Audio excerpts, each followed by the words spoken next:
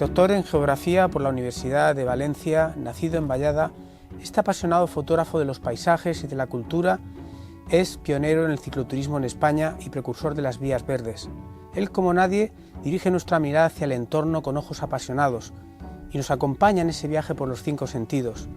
Cercano, curtido en conocimientos sobre patrimonio, emprendedor, escritor empedernido, un gran comunicador en muchas de las charlas que organiza. Él es Paco Tortosa y hoy nos va a hablar sobre sus tierras valencianas y mucho más sobre movilidad sostenible.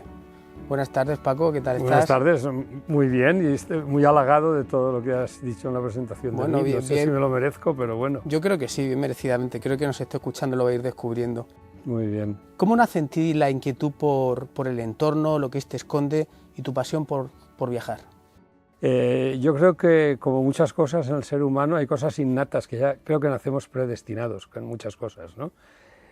Porque te cuento la anécdota de que cuando tenía 5, 6, 7, 8 años, esos 4 años, vivía en Vallada, que apenas había luz eléctrica en las casas, y mi padre me llevaba a recoger la aceituna a las montañas que nos separan del Valle de Enguera. Y los olivos estaban en plena montaña, pero antes del cambio de la vertiente hacia Enguera. Y yo no sé por qué, a los 5, 6, yo le preguntaba siempre a mi padre, eso me lo contaba mi padre, padre, ¿qué hay a darle en la montaña? Padre, ¿qué hay detrás de esa montaña?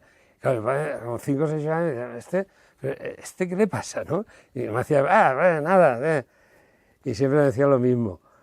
Y claro, a los 8 o 9 años ya me dice, yo le pregunto otra vez, ¿qué hay detrás de la montaña? Que yo quería verlo, y me dice, más montañas, Paquito, claro, más montañas. Y el último año de hacer aceitunas, porque emigramos a Valencia, pues dice, te voy a llevar hasta la cima de la montaña donde se ve Enguera, para que veas lo que hay, ¿no? Y llegué allí, me asomé, y efectivamente, había más montañas. Y de ahí un poco viene la historia, ¿no? Y yo, en las memorias que estoy escribiendo ahora, cuento que, ¿quién le iba a decir a mi padre que su hijo Paquito iba a conocer qué había al otro lado de la Enguera, sino más allá, hasta llegar a fotografiar y recorrer toda la Comunidad Valenciana hasta el último rincón y hasta el último pueblo. Curiosidad innata. Y conexión con el territorio, la verdad. Sí, la verdad es que nacer en un pueblo y en esta comarca de la costera te marca, porque yo a los 11 años emigré a Valencia, pero mi necesidad de recorrer el mundo desde un pueblo tan pequeño estaba ahí. Y ahí hice ese primer viaje, que lo cuento como un primer viaje de Vallada a Valencia, que para mí fue impresionante, porque yo a los 11 años aún no había visto el mar. Vaya. Y entonces parece como en 100 años de soledad, cuando a Aureliano Buendía lo llevan a ver el hielo, ¿no? Y se queda allí, pues yo me quedé igual. Es decir, para mí descubrir el mar a los 11 años lo había visto en los 10 mandamientos, en el cine en Vallada, ¿no? Cuando lo llevaron a todo el colegio, ¿no? Yo creo que el que más alucinó de todos mis compañeros viendo los 10 mandamientos fui yo, porque esos desiertos y esos bares y esas montañas y todo, ¿no? Bueno, pues por ahí va la cosa, un poco de la curiosidad. Juan Romero se refiere a ti como un paisajista y me estás hablando que mayor paisaje que el propio mar, pero si tuvieras que definir la palabra paisaje, ¿qué es el paisaje para ti, Paco? Vamos a ver, el paisaje para mí, lo primero de todo, el paisaje es una creación de la mente humana. En la naturaleza no existe el paisaje. Ningún elefante hablando con la elefanta le dice, mira qué paisaje más bonito, sino que es creación humana totalmente. Si el ser humano, tal como lo conocemos, no habita el planeta y sigue habitado por todo tipo de animales y plantas, nadie utilizaría la palabra paisaje. Es más, mi bisabuelo, que murió con 100 y pico de años, cuando yo leí 4 cosas y volví un día de Valencia en el año 65, y no sé cómo salió, le dije a mi abuelo, abuelo, qué paisaje más bonito. Mis abuelos se me quedaron mirando y dice, ¿paisaje? Él no había escuchado nunca la palabra paisaje, ¿no? Entonces, claro, a partir de ahí, que es creación humana, es muy bonito ver e interpretar los paisajes, porque ellos explican el territorio, las actividades humanas y la evolución de la naturaleza, ¿no? En geografía o en paisajismo se habla de paisajes humanos, antropizados, paisajes desérticos, paisajes glaciales modelados por el hielo. Quiero decir que esa colección de paisajes cuando lo junté con mi curiosidad por los viajes, esos paisajes empezaron a llenar mis viajes y no he parado hasta visitar todas esas tipologías de paisajes que aprendí en la escuela o en la universidad, ¿no? Paisaje es una maravilla, porque tú te puedes construir o diseñar con el mejor arquitecto del mundo una casa donde vivir, con grifos de oro dentro y unos soportales increíbles y un enjardinado alrededor maravilloso, que si no tienes paisaje que lo envuelva, estás perdido. Ese chalet o esa casa en medio de un polígono industrial o al lado de una autovía pierde todo su valor. De ahí la importancia del paisaje. Y el paisaje es salud, aparte de ser una maravilla. Es salud porque alimenta nuestro espíritu. Evidentemente, sin paisaje no sería lo mismo. El ser humano viviría destrozado, ¿no? Es una conexión entre el ser humano y la naturaleza, una visión desde fuera, porque fíjate que tu abuelo que estuvo muy integrado seguramente con la naturaleza no conocía el concepto. La palabra paisaje no Entonces lo conocía. el paisaje aparece cuando nosotros llegamos desde fuera y nos ponemos a contemplar. Claro. Y ahí se produce ya una relación, que Sí, es sí. lo humano y lo natural. Es muy bonito el concepto de paisaje, ¿no? Quiero decir que yo los he visitado, los he trabajado todos, los he fotografiado todos. Bueno, a lo mejor es mucho decir, ¿no? Pero para entendernos, no es una manera de hablar, ¿no? Pero te pasan cosas preciosas, ¿no? Con el tema del paisaje, porque ahora que llevo a tanta gente en bici, ¿no? En estos viajes sosegados, poéticos y sensuales, pues muchos amigos vienen con sus hijos y sus hijas, ¿no? Y una niña de 7 años, en el último viaje por el Peñagolosa, yo me paro a explicar el valle del río Mijares y hago una reflexión también medio filosófica, ¿no? Incluso científicamente testada, de que el paisaje es alimento para el espíritu, ¿no? Es alimento para las personas. Y es curioso porque cuando echamos a pedalear se pone la chiquilla a mi lado y dice: Paco, ¿que el paisaje se come? Pues claro, yo escucho que es alimento. Entonces me pregunto si se come y digo, pues de alguna manera sí, porque lo comemos a bocados cuando avanzamos con la bici, ¿no? Qué bonito. Y claro, y a mí me consta que, hablando de paisajes, tú no sé si todo tu periplo empezó aquí en las tierras valencianas, ¿no? Has recorrido más de 100 municipios en tus viajes. ¿Hay alguna obra escrita que nos puedas destacar en relación a las tierras de aquí, donde estamos ahora, en la Comunidad Valenciana? Pues hay un recopilatorio de parte de muchos artículos míos que he escrito en prensa y en revistas a lo largo de los años y de los libros que he publicado sobre rutas en bici, y hace poco recopilé todos esos artículos reescribiéndolos en un libro que se llama De viatge per terres valencianes, que traducido al castellano sería De viaje por tierras valencianas. Se ha publicado en 3 volúmenes y es un trabajo del que estoy especialmente contento porque el subtítulo es De viaje por tierras valencianes en el siglo XXI y en el marco de la sostenibilidad. O sea que es un viaje comprometido con la naturaleza y con el patrimonio, ¿no? Estoy muy contento de él porque recreo el país con otra mirada, ¿no? No es un libro academicista, pero Artemis Cerdá, que me dijiste Sí. lo entrevisté hace poco, Sí. lo utiliza con sus alumnos en la facultad, porque es la mirada de una persona consciente que quiere a su país y que con una mirada conservacionista o ecologista, podríamos decir, pues cuenta el país, ¿no? Cuenta el país. Y está estructurado, hago una crónica de 3 o 4 páginas por comarca, con esa mirada más reflexiva y crítica, ¿no? Y luego, en cada comarca, propongo 6 o 7 paseos, ¿no? A lugares concretos con nombre y apellido, ¿no?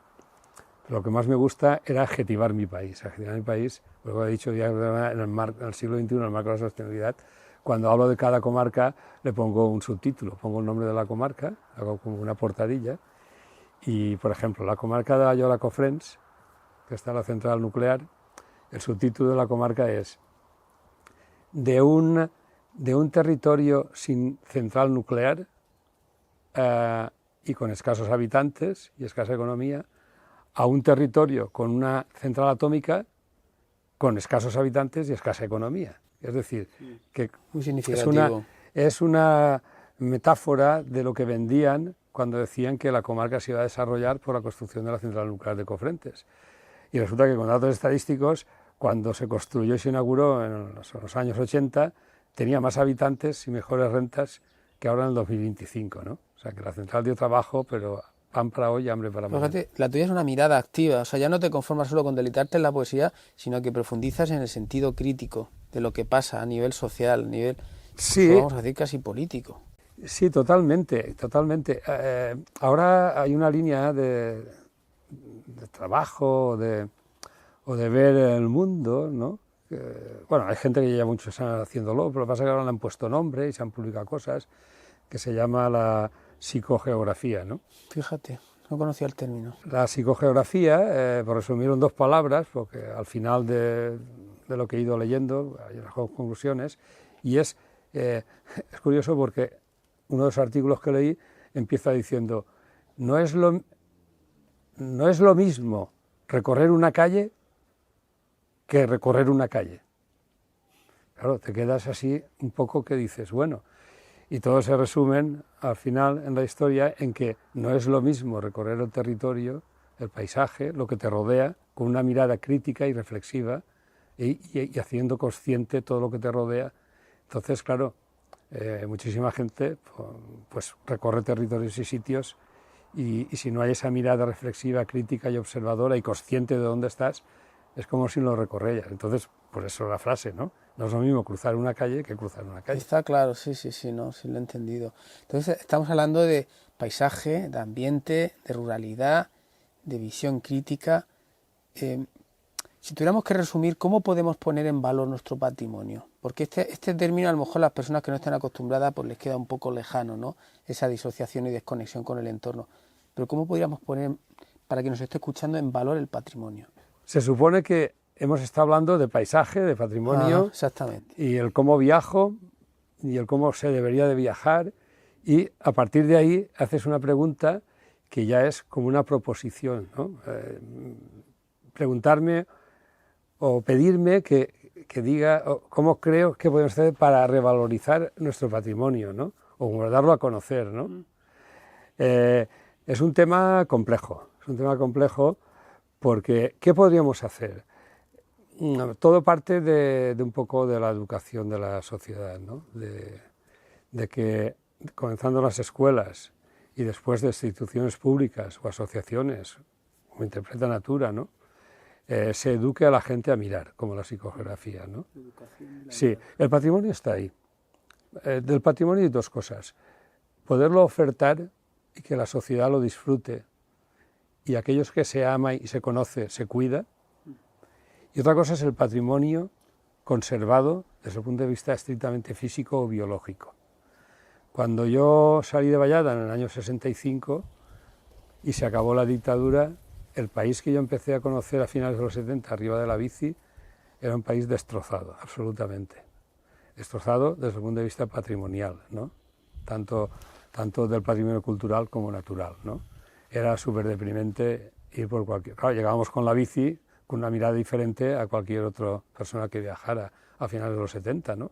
La gente como mucho cogía el 600 y decía, vamos a ver el Castillo de Morella, pero ya no veían nada más, ¿no? Claro, con la bici no solo es el destino, sino el camino que recorres también. Entonces, claro, el geógrafo ya miraba con unos ojos diferentes todo, ¿no? Y en esos viajes tomas conciencia de todo, y hubo un trabajo muy importante, de las mejores cosas que se hizo con los fondos estructurales europeos, cuando entramos en la Unión Europea en el año 86, que fue con los fondos europeos intentar restaurar parte de ese patrimonio cultural y natural. Restaurar el patrimonio en la naturaleza, ¿qué fue? Pues el ejemplo más claro es la creación de parques naturales. Hoy tenemos una red de 23 parques naturales en la Comunidad Valenciana que conservan el paisaje. Sí, ¿no? Es realmente reciente la figura del parque natural en nuestro país. La ley de espacios naturales valenciana, hablo de memoria, pero creo que es del 84. Estoy pensando en la Albufera en el 86 y realmente sí, hace 2 días. Es del 84. Es que no existía ningún parque natural.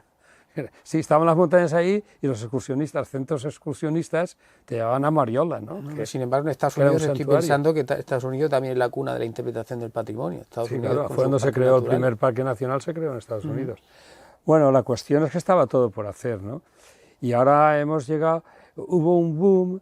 Es que, claro, la sociedad ahora es muy compleja. Es muy compleja porque hubo un boom de visitas a la naturaleza cuando se crearon los parques naturales, ¿no? A los años 80, años 90, los profes llevaban a los alumnos a los parques naturales y la gente se lanzó a conocer la naturaleza, ¿no? Un boom del ecologismo, ¿no? Porque claro, el medio ambiente se nos iba, ¿no? Y ahora, fenómenos súper curiosos, porque ahora con las redes sociales la gente joven sale menos a la naturaleza. Es una realidad muy dura, muy dura. Se crearon muchos senderos de largo, medio y largo recorrido, los GR7 son los de largo recorrido, los PRs, los senderos locales, y en muchos pueblos se hizo una inversión con fondos europeos, está allí, y es escasa la gente que va. Escasa la gente que va, porque la gente joven pues prefiere quedarse en la ciudad a vivir Matrix. Además es la era digital de Matrix, pero y la era digital de las pantallas ahora, que han sustituido el territorio por el mapa, ¿no? Como decía Alfred Korzybski. Sustituimos el territorio por el mapa y nos quedamos con una copia. Y ahora la gente solo va donde hay likes. Tú cuelgas una cascada de ahí de las montañas del Caroch, de Bicorb, y todo el mundo va a la cascada de ahí de Bicorb. Y luego se van de la cascada con el coche a casa. Pues ahí es tu papel como comunicador, ¿no? Y de hecho has escrito una gran cantidad de libros y a mí me gustaría que me destacaras porque tú en tus libros combinas descripciones con reflexiones, guías la mirada del lector hacia... Y yo te quisiera preguntar, cuando comunicas y cuando hablas, ¿qué es lo que estás haciendo? ¿Cómo te lo montas para conseguir que la gente o el lector se fije en detalles, se sorprenda con detalles que en un primer momento habían permanecido inadvertidos? Yo no sabía que era la psicogeografía, ahora lo sé porque los compañeros me han pasado los libros, ¿no? Pero yo cuando tuve conciencia de lo que significaba los ecosistemas, la naturaleza y la importancia para la memoria de todo el patrimonio cultural y histórico y lo importante de la naturaleza como soporte de vida, yo cuando tomé conciencia de todo eso y empecé a llevar a gente, por ejemplo, estuve casi 12 años formando profesores para conocer el País Valenciano en bicicleta, ¿no? Que es una labor importante porque ellos luego lo pueden hacer con los alumnos, ¿no? Cuando empecé a llevar a gente y acompañarla, es curioso porque las primeras excursiones con el CEFIRE, los Centros de Formación Permanente del Profesorado, a mí el coordinador del curso, pues lo único que me pedía es que les enseñara el paisaje, ¿no? Y yo, en mis libros incluso, ¿no? Es todo como una evolución, ¿no? En mis libros, yo hacía libros por encargo para ayuntamientos o para consellería y te pedían, pues, entre comillas, una guía, ¿no? Como yo conocía bien el país, me contrataban, ¿no? Y como hacía buenas fotos también y tal, ¿no?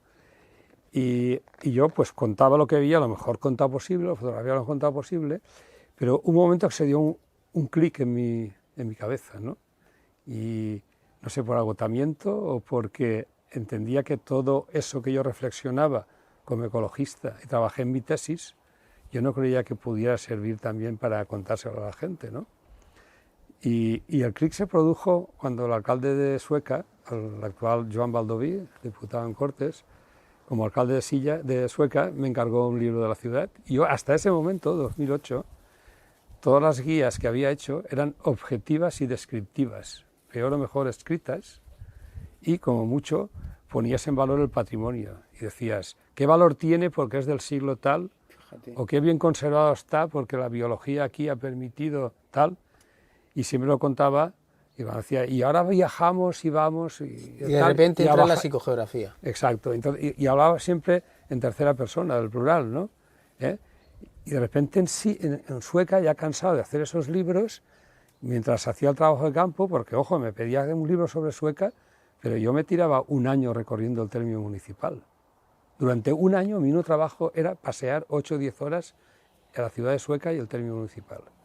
La costa, la marjal, los campos de arroz. Y cuando me puse a escribir las primeras páginas, una noche en casa digo, mira, si no les gusta, no acabo el proyecto, me voy.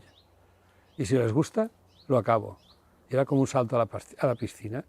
Le dije al coordinador del trabajo, el bibliotecario, le dije, mira, y yo te paso lo que he escrito, pero ya te adelanto que no es la crónica de una guía oficialista y tal, ¿no? Se lo pasé y me puse a escribir una crónica viajera en primera persona del presente. Como un viajero ilustrado del siglo XIX, que visita España, entonces el geógrafo se lanza y dice, voy a contaros cómo veo yo Sueca y el término municipal, ¿no? y voy a reflexionaros vuestra realidad actual, cómo está vuestro paisaje. Voy a criticar lo que no me gusta, pero no va a ser fácil, no quiero hacérmelo fácil. Si critico, todo lo que critique propondré soluciones para solucionarlo. Entonces el libro se convirtió en una crónica viajera, porque es literatura de viajes, en el que yo kilómetro a kilómetro y marjal a marjal y campo a campo y acequia a acequia iba viendo la calidad ambiental del agua, lo que veía que estaba mal lo criticaba, lo que estaba bien lo alababa y explicaba por qué alababa yo ese paisaje, que estaba bien conservado, o por qué odiaba esa ordenación del territorio, de las playas, del paseo. Todo se convirtió en una crónica viajera. Conectado emocionalmente. Totalmente. Todos los libros ahí emprendieron un camino para mí desconocido, pero que es lo que ha hecho que haya hecho otros más que nunca hubiera hecho si no cambio el registro. O sea, tus rutas se llenan de poesía, encima incluyes imágenes actualizadas de la realidad, creo que me consta que haces hasta esmeradas cartografías, todo en recorridos fuera del entorno urbano, sí. O sea, un verdadero antiestrés. Y eso me hace pensar en tu otra obra España en bici, que no sé si brevemente nos puedes comentar algo al respecto, porque tiene mucha conexión con lo que estás diciendo. Sí, yo creo que sin esa obra, bueno, yo creo que sin la bicicleta, no sé, fue un milagro que apareciera la bicicleta en mi vida, ¿no? Porque la bicicleta es un vehículo curativo, ¿no? Y casi mágico. Pero cuando empecé yo a finales de los 70, a principios de los 80, a recorrer España con la bicicleta, primero la Comunidad Valenciana, fines de semana, y se me mezcló con los estudios de geografía y ahí se me expandió. Aquello del niño Paquito, papá que hay al otro lado de la montaña, se convirtió, que haya más allá de Almansa, que hay más allá de Albacete. Entonces yo no podía reprimir mi curiosidad por conocer toda la península. Estuve durante 4 años, cada puente, cada fin de semana y cada vacación de Navidad y de Fallas y de Pascua y de verano, arriba de la bici durante 4 años. A los 4 años había recorrido todo el Estado español. Cuando digo todo, es todo. Dicen que cuando te apasionas con un trabajo ya no tienes necesidad de trabajar. Exacto, porque ya no trabajas. Y claro, de ahí surgió el España en bici primero de 1984, porque yo estaba en Acció Ecologista Agro y allí un compañero que no iba en bici, pero al ver todos los viajes que hacía, las diapositivas que les pasaba, dice, oye, ¿por qué no recopilas todo y publicas un libro? Y nació España en bici. En el año, eso era el 84, en el 92... la editorial Integral, si no sé si habéis oído hablar de la revista Integral. Sí, yo he tenido revistas de ella durante muchos años suscrito. Que me ayudó a tomar mucha conciencia en mi vida, muchas cosas. Me llaman en el 92 y me dicen, como ya habían pasado los años que habían pasado, de aquella edición en blanco y negro, pequeñito, tal, me dicen si me apetecería hacer una edición nueva, renovada, de gran formato, para sus monografías, ¿no? Que se llamó España en bici, ¿no? Las rutas más bellas que puedes conocer, ¿no? Entonces, claro, aquello fue un revolcón en mi vida, ¿no? Porque de esa obra se vendieron muchos ejemplares, se vendieron mucho en Francia, en Inglaterra, incluso la edición en castellano. Y en el 2002, Integral lo compra RBA Editores y me piden una edición porque perdían los derechos a los 10 años. Y me pide, uno de los fiascos de mi vida, porque siempre los hay en la vida de todos, ¿no? Fue que RBA Editores decide reeditar España en bici 10 años después para no perder los derechos y solo lo publica por no perder los derechos. No tuvo ningún interés en divulgar la obra. De hecho, pasó al blanco y negro otra vez, una edición muy barata en la que yo me volví a entregar y amplié muchísima información, lo reescribí casi todo. Eso fue un pequeño disgusto y ahí quedó como muerto en el 2002 el España en bici, ¿no? Y cuando empecé a publicar todos estos libros que te comentaba de los pueblos, la editorial donde yo los publicaba, pues un día, visto el auge que tomaba la bicicleta, en el 2014 me dice, esa tercera edición tuya la hacemos con la editorial nuestra, como RBA ya ha perdido los derechos, estamos hablando de 2014, dice, ¿no te apetece hacer esa cuarta edición con nosotros? Hicieron un libro precioso, a todo color, cuadrado. Y ahí me recorrí otra vez los 8.000 kilómetros de la España en bici, no solo en bici, porque cuando me lo pidieron y la planificación para publicarlo era de escaso tiempo, entonces cogí la furgoneta y la bici dentro y me recorrí los 8.000 kilómetros otra vez, y ahora ya con las reflexiones, que ya no había hecho antes en la última edición, ¿no? Total, que la obra España en bici se ha convertido en un clásico. A mí me da un poco de vergüenza porque, claro, los cicloturistas que han viajado animados por España en bici son casi todos los que hay en España, ¿no? Julio Medem, el director de cine, tiene España en bici en la mesita de noche porque es cicloturista de Alforjas gracias a España en bici, ¿no? La alcaldesa de Madrid, no me acuerdo ahora el nombre, la exalcaldesa de Madrid, de Más Madrid y de Podemos, Carmena, también es cicloturista de Alforjas por España en bici, ¿no? Total, que el España en bici fue algo más que un libro para mí y bueno, ayudó a abrir mucho mi mente, trabajando con él, a muchísima gente. Estoy muy orgulloso de él. Dicen que es la Biblia del cicloturismo en España. Bien. Y que María Mar y yo somos los padres del cicloturismo, ¿no? Que a tu libro llamen la Biblia y te llamen el padre del cicloturismo, pues es un honor que no merezco, porque soy de Vallada y de la Costera y no tengo ni idea de nada, ¿no? Pero bueno, ahí está la obra. Bueno, trabajo, estamos, ¿no?, hablando de un auténtico ejemplo de turismo consciente, de movilidad sostenible, pero en estado puro, ¿no? Es que nos estamos recorriendo un país con nuestros músculos, frente a todo el sistema de vehículos motorizados. Tú en ese sentido, ¿cómo opinas que se están haciendo las cosas en el consumo de ocio? ¿Estás de acuerdo con todo? ¿Tienes algo que comentar? Necesitaríamos otra entrevista, otro día. Ya, y yo encima te pido brevedad para poder abarcar mucho, es el problema que tengo. No, a ver, como has dicho, ¿cómo viajamos? ¿Cómo estamos consumiendo bien? Mira, estoy ahora desde hace unos años en una campaña junto con colegas de Suecia y de otras partes de Europa, para que la gente, por motivos de ocio y turismo, que son hoy en día las dos maneras más banales de viajar, aunque necesitamos todos viajar y hacer turismo, necesitamos más bien tener vacaciones, más que hacer turismo, ¿no? Estamos en una campaña ahora para dejar de volar. Fíjate. Que la ciudadanía europea deje de volar en avión por ocio y turismo, o por vacaciones. Y mucha gente me dice, bueno, y si quiero ir no sé dónde, el Perito Moreno, quería ver el Perito Moreno. Es que si no ves el Perito Moreno no pasa nada en tu vida, no pasa nada. Digo, mira, yo reivindico el viajar por tierra, por el suelo, en bici, en tren, en autobús. Y dicen, y me gustaría ir al Amazonas. Digo, ¿será por culturas y territorios distintos, desde Sudáfrica, que puedes cruzar el estrecho de Gibraltar con un barquito, hasta Vladivostok, y Japón y China, por tierra que puedes ir?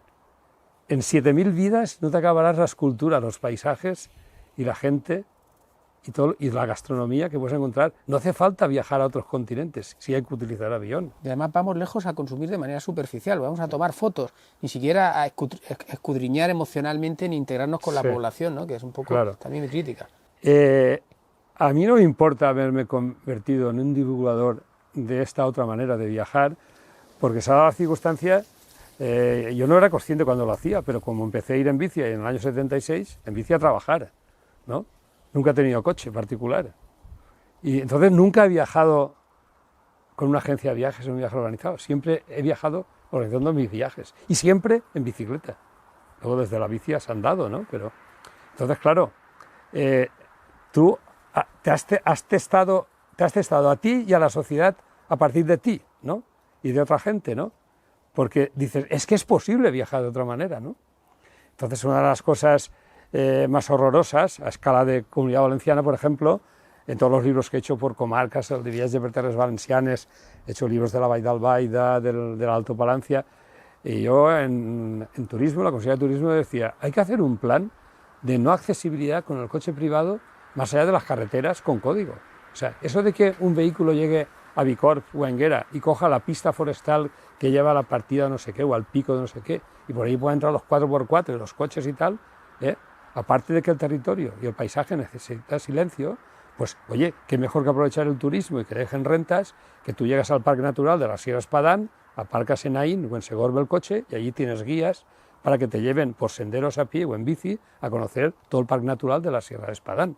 ¿Qué hacemos todos con los coches por todas las pistas de montaña? Donde también entran los pirómanos, evidentemente.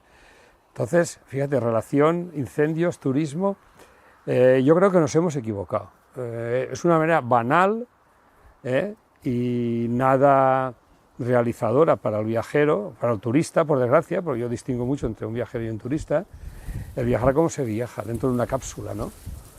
Aquel que sale de casa con un viaje contratado y quiere comer como en casa, y dormir como en casa, y ducharse como en casa, pues no ha viajado. Podrá haber ido a Laos en avión, pero no se ha enterado de nada. Quiero decir, el viaje es transformación, y no te ha transformado en nada. Has ido a hacer allí 4 fotos como si aquellos fueran monitos de un zoológico, la gente pobre de Tailandia, y te has vuelto y lo enseñas por la red social a los amigos. ¿Y qué has hecho? Nada.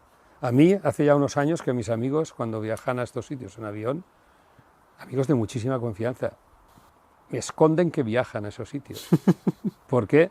Tienen mala conciencia de decírmelo, porque yo he pasado de qué envidia me da y qué bonito es, he pasado a decirles, ¿cómo te atreves a irte allí? ¿Cómo está el mundo? No, y además, según Jorge Richman, por ejemplo, tenemos derecho, en términos igualitarios de todos los habitantes del planeta, tendríamos derecho a un solo viaje transoceánico en avión en toda la vida. En toda la vida. Incluso para Canarias, no sé si escuché, unos 30 33 años cada tendremos un viaje. Quiere decir que es un tema que a nivel ecosocial hay mucho que cuestionar ahí. Pues estamos en un debate muy importante, porque claro, el turismo, aparte de la destrucción de ecosistemas y la aportación al cambio climático, porque se viaja mayoritariamente en avión hasta París, a Pisa o a Roma o a París, el turismo está destruyendo el planeta. Quiero decir que la misma turistificación es una prueba de ello. Y además eso nos lleva a las emisiones de gases de efecto invernadero, al cambio climático. Es un desastre. De hecho, el tema del cambio climático yo creo que entra a colación de todo lo que está contando y me preocupa muchísimo, porque es que en todas las semanas, en todo el planeta, más de 1.000 millones de vehículos motorizados recorren las carreteras. Eso tiene una huella de carbono incomparable. Brutal. Pero sin embargo, lo que más. Pero están pasando cosas, porque he detectado, y por cosas que cuentas tú, de que hay ciudades que están reaccionando con carriles bicicleta, con pacificación urbana, con planes rectores. ¿Qué nos puedes contar al respecto de esto, lo que se está haciendo? Vamos a ver, el turismo y el viaje es movilidad, ¿no? Pero luego está la movilidad cotidiana, ¿no? Que es el gran reto que tenemos. Tanto contamina viajar en avión, por los millones de vuelos que se hacen cada año en todo el planeta, como contamina la movilidad cotidiana con el coche privado, ¿no? Estamos en una encrucijada complicada porque la cultura del coche privado, de ir a trabajar con el coche privado, congestiona todas las carreteras y emite una contaminación acústica atmosférica insoportable, ¿no? Pero estamos en una trampa mortal, porque intentar cambiar ese modelo de movilidad es complicadísimo. Mira, te voy a poner 2 ejemplos, ¿no?, en los que estoy trabajando ahora, directa o indirectamente, ¿no? En la comarca de la Ribera Alta no es una área metropolitana como la de Valencia, pero sí más parecida a la Safor, ¿no?, con una capital o 2 subcapitales comarcales, como Algemesí, Carcaixent y Alzira, y luego están unos municipios satélite que está bastante habitada. Estamos entre los 350.000 o 400.000 habitantes, ¿no?, sobre los 350.000. Bueno, pues ya llevo mucho tiempo con la Mancomunidad de Municipios de la Ribera Alta en el diseño de una red de carriles bici que conecte todos los pueblos entre ellos, al mismo rango que la red de carreteras. Cosa que ocurre en países nórdicos, claro, en Dinamarca y en... Claro. Cuando yo fui a la Mancomunidad, era intendente de Alcira, y cuando fui a la Consellería en el 2015, y les dije, ¿qué pretende hacer la Consellería con el tema de la movilidad no motorizada? Porque el nombre es ese, ¿no? ¿Cómo nos movemos sin vehículo a motor, ¿no? Me dijeron, ¿qué nos propones, ¿no?, cuando entró el nuevo gobierno del Botánico en el 2015, ¿no? ¿Tú qué entiendes? ¿Qué propones? Digo, no, lo es muy sencillo. Quiero que la Comunidad Valenciana sea como Dinamarca, como Holanda. Quiero decir que, al menos en el litoral, que vive el 85% de la población, todos los núcleos urbanos y puntos de origen y destino, como hospitales, polígonos industriales, etcétera, etcétera, esté todo conectado por carriles bici, como la red de carreteras. Autopistas de bicicletas. Claro, todo. Bueno, no me dijeron que estaba loco, es que lo encargaron a una empresa externa, y estuve supervisando algunas cosas, y se hizo una catalogación y se propuso una red de carriles bici para conectar toda la Comunidad Valenciana en todos los pueblos entre ellos y ciudades, ¿no? Eso, pues, digamos que era un trabajo de tanto recorrido que, como estamos en lo que estamos, en la sociedad que estamos, si la sociedad pidiera, porque es un pájaro que se muerde la cola, claro, ¿no? ¿Qué puede hacer la ciudadanía a favor de eso? Esa es una pregunta que quería hacerte y me la has puesto perfecta. La ciudad de Valencia es un buen ejemplo de que Rita Barberá, y no quiero entrar en política ni criticar nada, pero pero porque esto no entiende de derecha ni de izquierdas, tenía 72 kilómetros construidos de carriles bici, pero inconexos. Y yo hacía la metáfora que es como si tiraras un paquete de fideos al suelo y tiene 72 kilómetros de carriles bici, pero al no estar conectados y no crear red, si no creas red, la gente no lo utiliza. Fue entrar el otro gobierno y lo que hizo conectar todos los carriles bici que existían, pero con carriles bici mejor diseñados. Sí, además con asfalto y separados por seguridad. Y yo toda la vida he ido a Mallorca con mi bici desde aquí, bajo una estación del norte del tren de cercanías y pedaleando, jugándome la vida por Antiguo Reino de Valencia, me iba al puerto, llegaba al puerto y cargaba la bici. Ahora, desde hace 5 años, voy por carril bici, pero sin buscarlos. Es que hay carriles bici, es una malla. Entonces, la ciudadanía se ha lanzado casi masivamente a utilizar la bici y eso ha descongestionado mucho la ciudad de Valencia, ¿no? La calle Colón está lleno de tráfico de bicis. De tráfico de bicis. Bueno, pues ese es el modelo. Entonces, claro, aquí ¿qué es el primero, el huevo o la gallina? Aquí tiene que ser los gobiernos, los políticos, como ha demostrado Valencia, ¿no? Porque muchos de los ciudadanos que van en bici ahora por Valencia, muchos ni se habían planteado ir en bici. Pero si tú entras a gobernar y te crees que eso va a evitar el cambio climático, va a mejorar la salud de las personas, van a llegar más rápido, van a aparcar mejor, van a ocupar menos espacio y no van a matar a nadie, por un accidente, pues hazlo y la ciudadanía se apuntará. Pues aquí en la Ribera Alta ese es el tema, que yo me encuentro muchas mañanas, mi compañera vive en Alcira y voy con la bici y cuando vuelvo por la mañana me levanto a las 7 para venir a trabajar al campo. Todas las rotondas en castellano, que hay entre Carcaixent y Valencia, de 7 a 8 de la mañana están congestionadas, porque todo el mundo se va a trabajar en bici. Y hay quien trabaja en Carcaixent y vive en Alcira, y hay quien vive en Carcaixent en Alcira, y van de unos polígonos a otros. Vamos, que entre Algemesí, Carcaixent y Valencia, la Alcudia, que son las 4 ciudades más grandes, en un radio de 8 o 10 kilómetros o 15, van todos a trabajar en esa zona, excepto los que van a Valencia, pueden ser X, ¿no? Y todos congestionando todas las rotondas, todos los días a la misma hora al entrar y salir. Porque fíjate, otra cosa del tema de la movilidad, hemos creado una red de autovías y carreteras que están, digamos, hinchadas en cuanto a cantidad de kilómetros y secciones para circular, porque resulta que solo se ocupan masivamente en la hora de salida y entrada de los trabajos. Fíjate un día y verás. Sí, que podríamos compartir más el coche, por ejemplo. Sería una porque medida... no haría falta ampliar las autovías como están ampliando, por la pista de silla ahora quieren ampliar carriles, el bypass ahora están ampliando. Si la movilidad cotidiana por motivos laborales, solo por esa, que es la que congestiona las autovías y la V30 en el río Valencia y todo, la mitad de la ciudadanía pasara a ir en transporte público o en bici, ya no haría falta ampliar ni una sola autovía ni el bypass y además no se congestionarían. Con lo cual me saco la conclusión de que los gobiernos tienen que trabajar y hacer su papel y la ciudadanía también. Tenemos que trabajar todos, juntos, pero no echándonos cada uno... Quizá tiene más responsabilidad el político, porque con toda la información que hay ahora y los modelos que tenemos en el norte de Europa o la ciudad de Valencia en este momento como modelo, los políticos lo ven.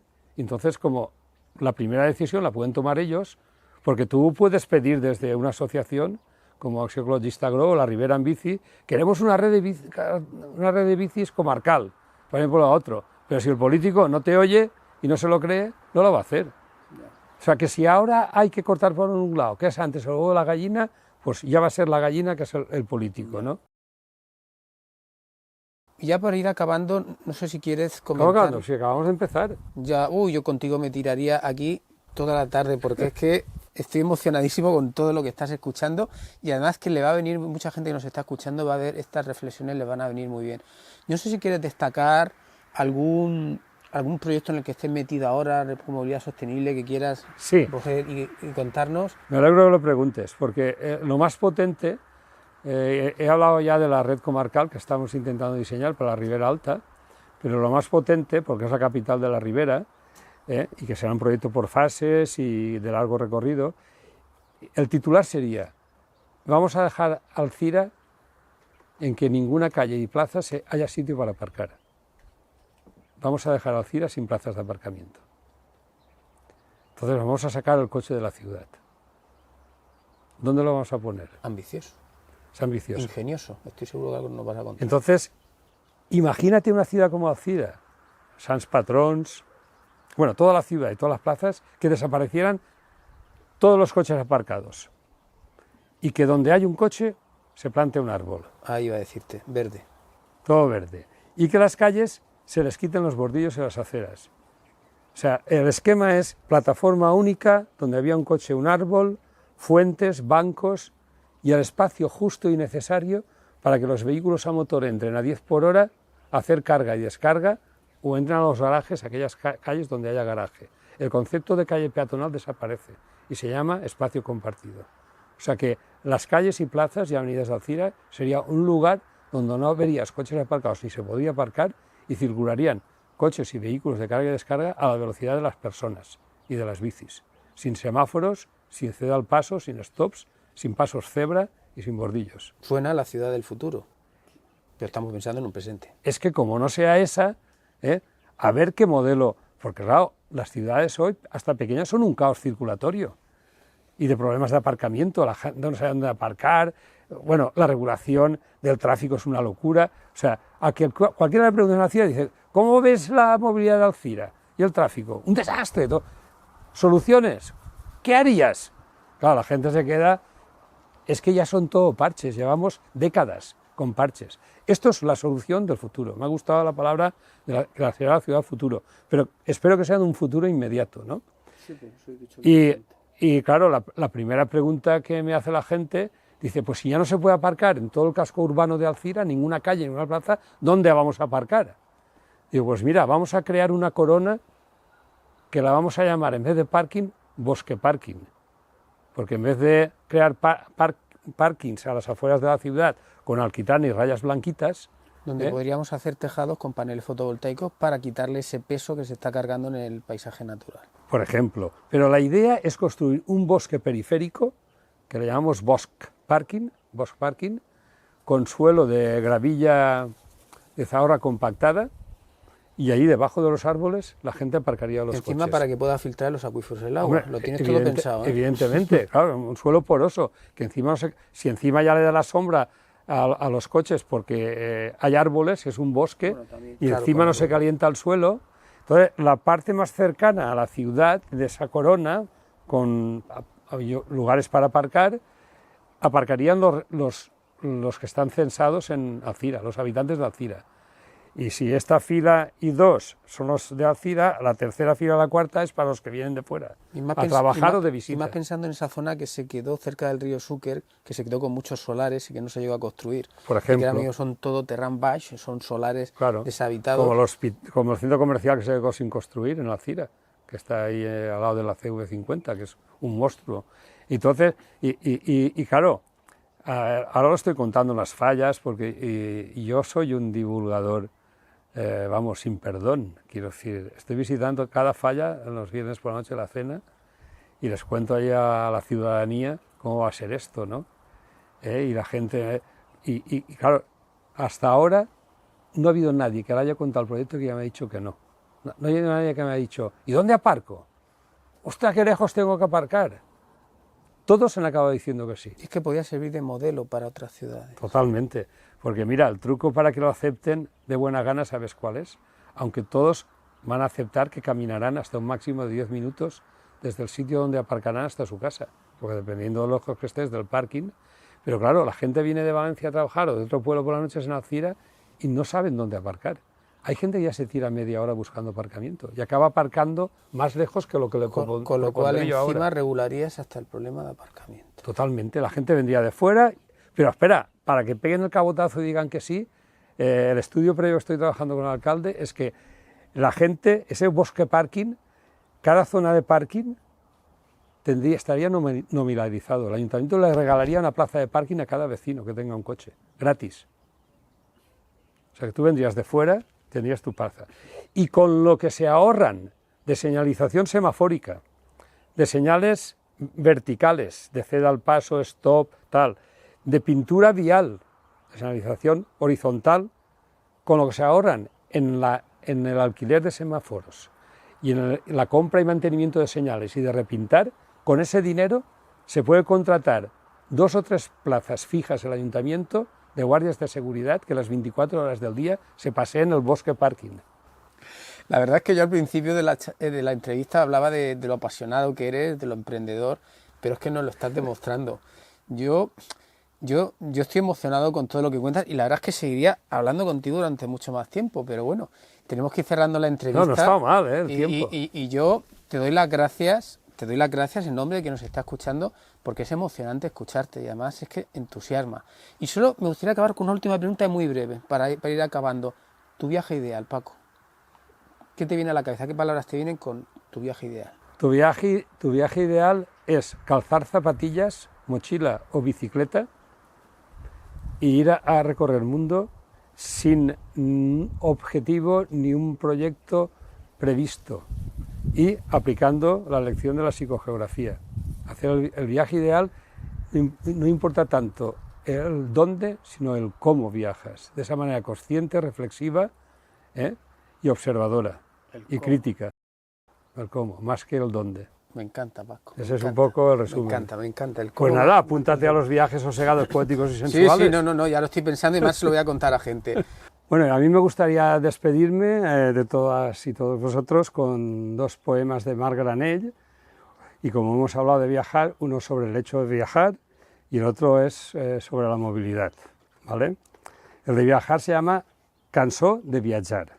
Amb bici o amb tren, a cavall, amb carro o vaixell, o encara que siga amb un patinet, viatjar és un gaudi que et renta el cervell, que et fa que t'adones que el món és molt vell i que en totes bandes hi ha molt bona gent, encara que parlen parles diferents i d'altres colors tinguen ulls i pell. Mirar, olorar, aprendre com és la vida que viuen els grans i els xiquets en altres paisatges i baix uns altres cels, amb bici, a cavall, ni que siga a peu, que això no s'ensenya ni en televisió ni en internet. Ya os voy a leer el de la movilidad, ¿vale? Y se llama El arbre vell, el árbol viejo. En la ciutat hi ha una plaça, i en la plaça un arbre vell. En l'arbre hi ha la tristesa de saber que és el darrer. Abans hi havien molts altres. Ara tan sols queda ell com un record que s'apaga entre el ferro i el ciment. Diuen que volen tallar-lo, que molesta, que el seu verd trenca l'estètica pura dels edificis que té voltant-lo, voltors altíssims a punt de menjar-se el cel, que al lloc que ocupa podrien aparcar 20 cotxes més, que és la casa on s'arreceren centenars de bruts ocells que ningú recordaria si no fos perquè viu ell. En la ciutat, algú conta, hi havia fa molt de temps un arbre gran i molt trist que se sabia al darrere, i plorava fulles grogues en la tardor, i a l'hivern es despullava i cantava estranyes cançons al vent. Quan venia primavera, despertava les arrels, oblidava un poc la pena i obria el somriure verd que en estiu era rialla que et feia sentir-te bé quan, fugint del sol, entraves en el cercle tou i fresc del seu regne que assetjaven cotxes, finques, fums i diners. Quan el tallaren, plovia. Ja no he vist ploure mai més. Paco, me he emocionado con esos poemas. Ahora de verdad que me entra más ganas de acompañarte en esos viajes, sabiendo que esas rutas poetizadas, ¿no? O sea, me han encantado. Quiero darte las gracias por todo lo que nos transmites, porque es que escucharte es casi como si nos contagiaras el entusiasmo, y yo creo que hay mucha necesidad de contagiar entusiasmo. Te doy las gracias por habernos acompañado aquí en este cortijo maravilloso. Te lo agradezco. Esta tarde, aquí entre la naturaleza. Yo ya te digo que me ha halagado mucho que vinierais y me habéis hecho feliz este tiempo. Hemos estado juntos aquí charlando y poder hablar libremente. Tampoco te creas que en cualquier sitio te dejan hablar libremente como aquí he podido hablar. Pues un placer. Pues Paco, es un placer compartido. Hasta siempre. ¿Cuál es el significado más profundo de viajar? ¿Acaso nuestra manera de mirar es la que dictamine lo que es un viaje de lo que no es un viaje? Paco Tortosa nos recuerda a través de su obra prolífica, su trabajo esmerado y sus propias vivencias que viajar es una manera de amar al entorno, cuando lo hacemos con los medios adecuados y poniendo el acento en el cómo, más que en el dónde. Él nos enseña que el camino se hace caminando. Yo no dudaría en recomendar a cualquier persona que nos esté escuchando que se acerque a los paisajes, a los relatos, a las imágenes que este hombre de nuestro tiempo nos lega y se lancen, os lancéis a descubrir sus tierras valencianas y mucho más.